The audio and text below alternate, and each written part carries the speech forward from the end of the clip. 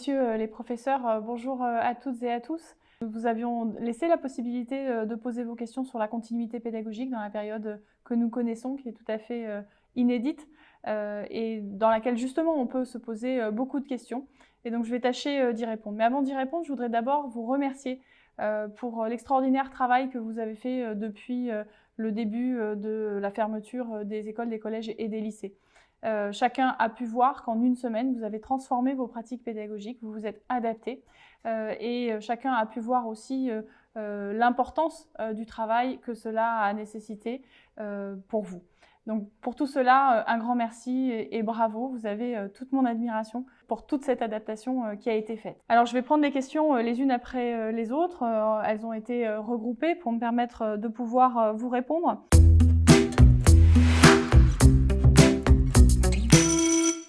D'abord, un ensemble de questions autour de la prise en compte des élèves fragiles, en difficulté ou en décrochage.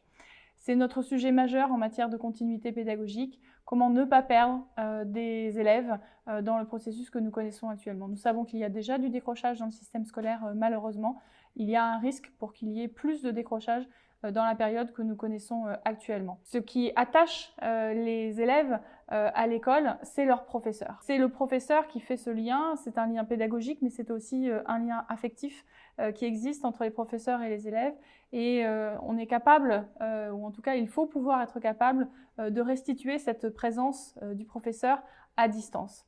C'est bien sûr via le téléphone, le fait d'entendre votre voix, le fait de pouvoir prendre des nouvelles. Les élèves sont très sensibles à cela. C'est aussi le fait de pouvoir organiser des classes virtuelles, qu'ils puissent vous voir, que ça puisse ressembler à une salle de classe. Et puis, mais vous le savez, tout ce qui vaut pendant le temps de classe vaut aussi à distance. Le fait de pouvoir rassurer les élèves, de pouvoir les encourager, de ne pas mettre des exigences trop élevées, d'être attentif à la façon dont vous écrivez les annotations, dans le feedback aux évaluations.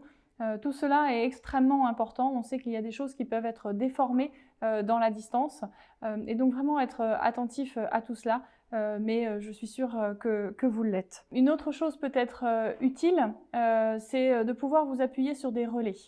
Ces relais, c'est bien sûr les personnels de vie scolaire dans le second degré, mais cela peut aussi être les élèves eux-mêmes. On a vu déjà dans plusieurs établissements scolaires que les élèves étaient soucieux les uns des autres, avaient constitué des groupes WhatsApp par exemple, ou avaient identifié que tel ou tel élève dont on n'avait pas de nouvelles était sur Instagram et avait réussi à le contacter par cet intermédiaire-là. Il ne faut pas hésiter du tout à mobiliser les élèves. On a vu qu'à travers cette séquence d'enseignement à distance, les élèves ont été extrêmement inventifs. Quelquefois même, ils sont arrivés avec des outils voilà, qui sont problématiques du point de vue de la protection des données, mais qui ont permis le travail à distance. Donc vraiment faire confiance aux élèves aussi pour pouvoir aller joindre leurs camarades. Et puis ensuite, il y a des niveaux effectivement où c'est plus complexe qu'à d'autres. On peut penser par exemple à la maternelle, où la continuité pédagogique en maternelle où il y a beaucoup de manipulation, où le contact avec l'enseignant ou l'enseignante est si important. Mais la continuité pédagogique en maternelle reste possible. Bien sûr, elle est très adaptée. Il y a un certain nombre de ressources qui ont été produites. Je pense notamment aux ressources de l'école d'application Théophraste Renaudot à Poitiers. Mais je vais citer également les ressources qui sont proposées par le CNED. Le dispositif Ma classe à la maison propose un livret d'accompagnement qui couvre les niveaux petites sections et moyennes sections, qui propose des activités qui peuvent être faites à distance également. Enfin, je voudrais attirer votre attention sur le fait que la situation de confinement peut créer des risques dans les familles, peut créer des risques pour les enfants, peut créer des risques pour les femmes, qu'il faut que nous soyons collectivement attentifs à ces situations-là, ne pas hésiter à les signaler. Autant les élèves pouvaient venir vous parler de situations compliquées qui pouvaient se passer chez eux. Aujourd'hui, ce n'est évidemment plus possible de la même façon. Il faut être très attentif à ces situations, ne pas hésiter à s'appuyer sur le relais des mairies. Ne pas hésiter non plus à contacter les cellules d'écoute sociale que nous avons mis en place, qui permettent justement de veiller à ce que les élèves ne vivent pas des situations qu'ils ne sont pas censés vivre dans cette période de confinement. Donc je vous remercie de votre vigilance sur ces questions.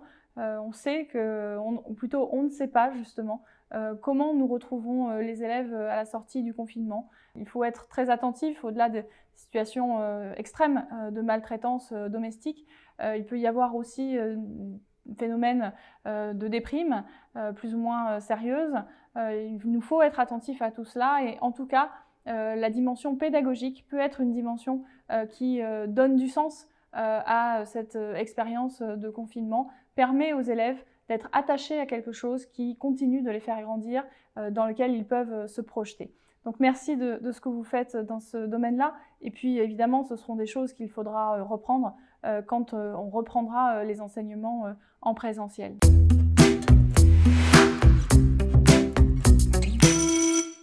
Alors vous avez aussi posé des questions sur le soutien scolaire qui pourrait être proposé pendant les vacances de printemps. C'est un dispositif qui est extrêmement important justement pour pouvoir raccrocher des élèves ou éviter que des élèves qui sont en train de décrocher ne décrochent. Je rappelle qu'on est une des académies où on aura vécu l'enseignement à distance le plus longtemps, puisque nous avons été dans cet enseignement à distance depuis le début, et donc cela va faire 5 semaines d'enseignement à distance avant les vacances de Pâques. Donc plus cet enseignement est long, évidemment, plus il y a des risques de décrochage. Et donc soyons attentifs à ce que pendant les vacances, on puisse bien avoir un travail ciblé avec certains élèves pour pouvoir les raccrocher. Alors, malheureusement, ce soutien scolaire se fera encore à distance. Il n'y a pas la possibilité de faire venir les élèves dans les écoles ou dans les collèges, même en très petit nombre. Donc ce n'est pas respectueux des règles actuellement en vigueur. En revanche, donc, ce qui est proposé, c'est que ce soutien scolaire puisse se faire par petits groupes pour les élèves, que ça puisse même être une dimension d'enseignement à distance par téléphone, en utilisant des classes virtuelles. Ce que nous avons écrit aux établissements et aux écoles cette semaine pour leur demander d'identifier les élèves qui auraient potentiellement besoin de ce dispositif de soutien scolaire, mais également les personnels qui seraient volontaires, les enseignants qui seraient volontaires pour faire ce soutien scolaire et bien sûr avec une rémunération en heures supplémentaires qui accompagne ce soutien scolaire. L'idée est vraiment de privilégier les apprentissages fondamentaux, donc du CP au CM2 dans le premier degré, en français, en mathématiques, et puis de la même façon en français et mathématiques en collège. Mais s'il y a des besoins identifiés également en lycée, que ce soit en lycée général et technologique ou en lycée professionnel, eh bien nous devrons pouvoir être capables de répondre à ces besoins.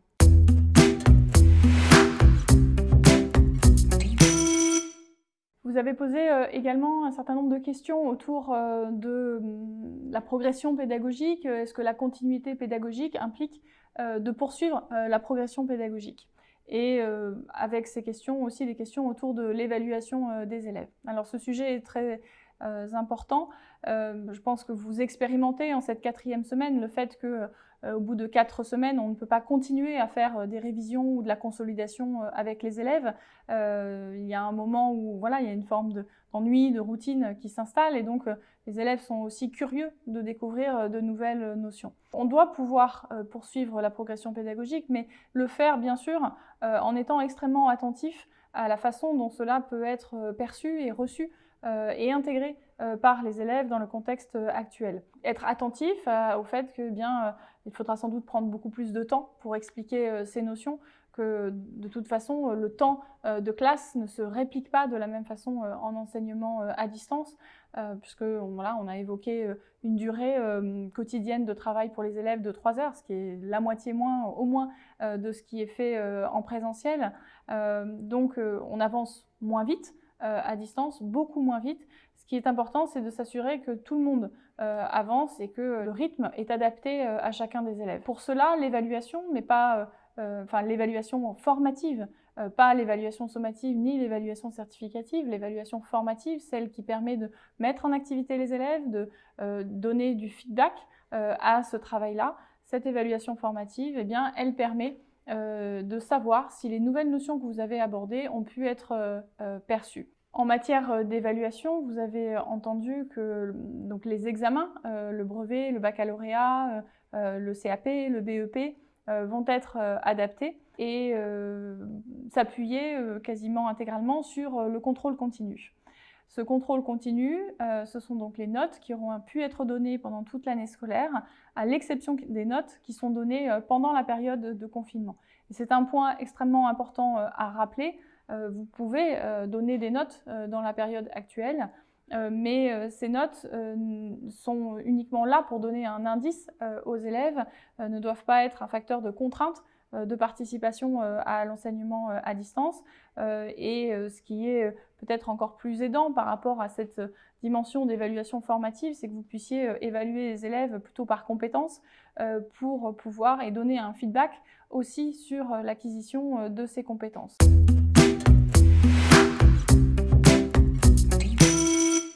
Vous avez également abordé la question de l'enseignement à distance en lycée professionnel. Et c'est un sujet complexe, en particulier pour les formations industrielles. Ces formations industrielles, souvent, on les identifie à partir d'un travail sur les gestes professionnels qui sont faits dans les plateaux techniques. Bien sûr, ces gestes professionnels, la pratique de ces gestes professionnels dans le plateau technique n'est pas possible dans la période actuelle. Mais que ce soit pour les formations industrielles ou pour les formations tertiaires, ce que nous disent les employeurs et le lycée professionnel prépare à l'insertion professionnelle, c'est qu'ils attendent des élèves plus largement que des gestes professionnels, aussi des compétences professionnelles. Et donc c'est peut-être le moment, cette période d'enseignement à distance, c'est peut-être un moment privilégié pour travailler ces compétences professionnelles, notamment celles en lien avec l'enseignement général, et le lire, dire, écrire et doit peut-être être au centre de vos travaux avec les élèves. Et puis, néanmoins, autour de ces compétences professionnelles, en lien avec les gestes professionnels, des tutos ont été mis en place avec l'aide des corps d'inspection. Certains d'entre vous, d'ailleurs, avaient aussi participé à ces tutoriels. Cela peut constituer une ressource possible pour cet enseignement à distance en lycée professionnel.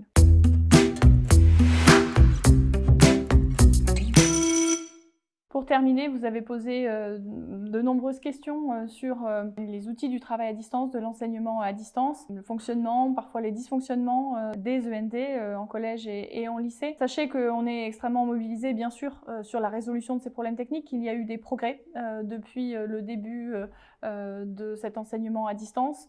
Ce sont des outils qui, pour celui du lycée, dépendent du conseil régional. Donc nous avons échanger avec le conseil régional pour pouvoir augmenter la capacité de ces outils.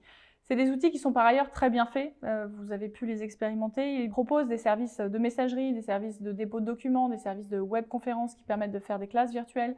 Ils proposent également des ressources qui peuvent venir alimenter votre enseignement, des fonctions de forum. Finalement, ces ENT sont assez bien faits pour l'enseignement à distance.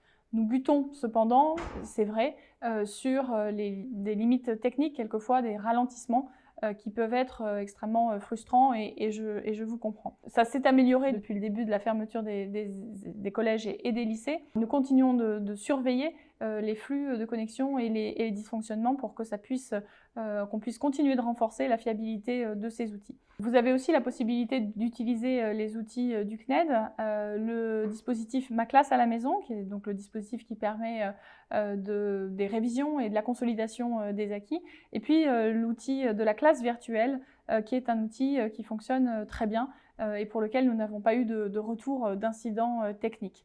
Voilà, je voulais attirer votre attention pour terminer sur les outils que les élèves peuvent apporter, qui, comme je disais tout à l'heure, ne sont pas RGPD compatibles. Et concrètement, qu'est-ce que cela veut dire quand un outil n'est pas RGPD compatible? Ça veut dire que vous donnez votre adresse email et puis qu'une semaine, 2 semaines plus tard, vous recevez beaucoup plus de spam que vous n'en aviez reçu depuis 6 mois. Eh bien, c'est lié très probablement à l'usage de ces outils. Et donc, je vous invite vraiment à faire attention à ces messages de spam que vous pouvez recevoir et plus généralement à utiliser les outils numériques que nous recommandons.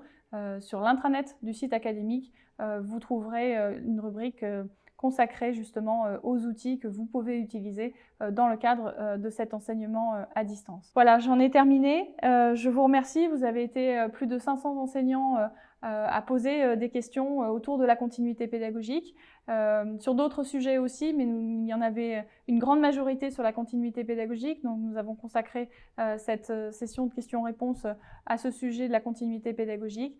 Nous répondrons ultérieurement aux autres questions. Vous remerciez vraiment de tous vos talents de pédagogue, tout votre engagement pour les élèves, vous dire de bien penser à vous, vous souhaiter de vous porter bien, et puis dans quelques jours, de passer de bonnes vacances, confinées, mais néanmoins de bonnes vacances. Merci et bonne continuation.